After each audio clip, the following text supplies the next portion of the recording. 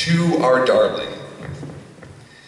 At Seven Feathers Casino Resort and Hotel, the space next to the live Keno table, which will close for a break at 11 a.m., is the anteroom for the afterlife, or maybe a bridge club, a retirement home attended by one-armed nurses with small, clubbed hands.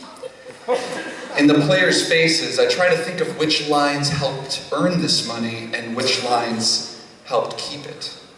The wrinkle riding this woman's brow, perhaps, was the car her brother needed but never got.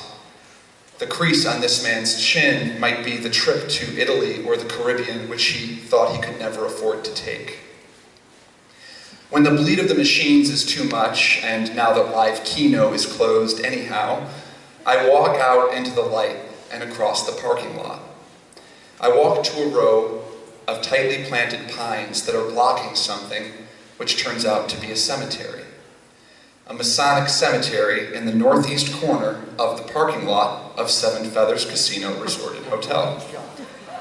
And in the cemetery, many graves are small and humble, bearing names like Perkins and Mason.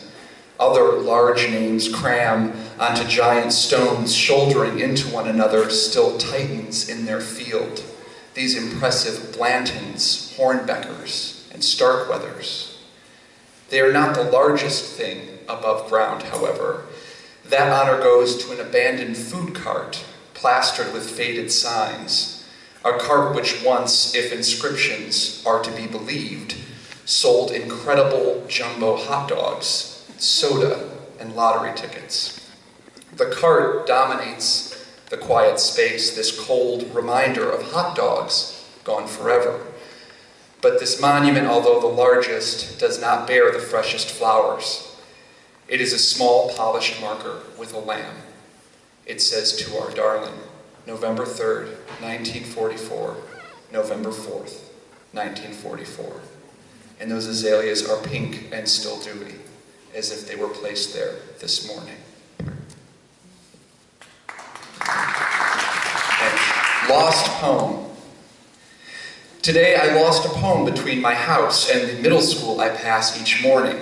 Hard to say whether I lost it on my way out, passing the woman decorated with glow sticks, a tiny human disco in the dark, or the Midwestern women walking on an unlit Oregon track, invisible, their nasal voices carrying the cadence of a suburban cul-de-sac in Iowa as they chat about baking strategies and life insurance.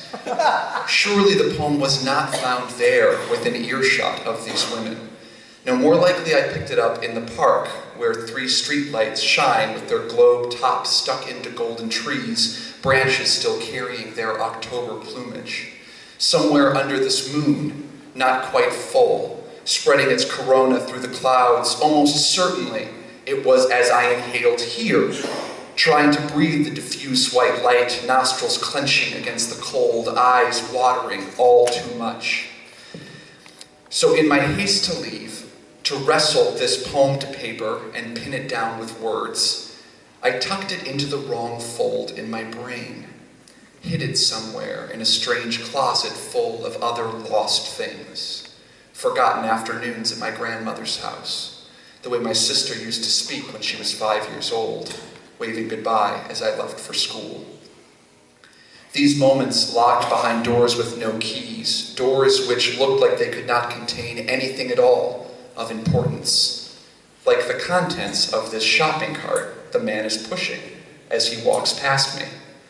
I have lost my poem, and he has a cart full of bottles, clanking.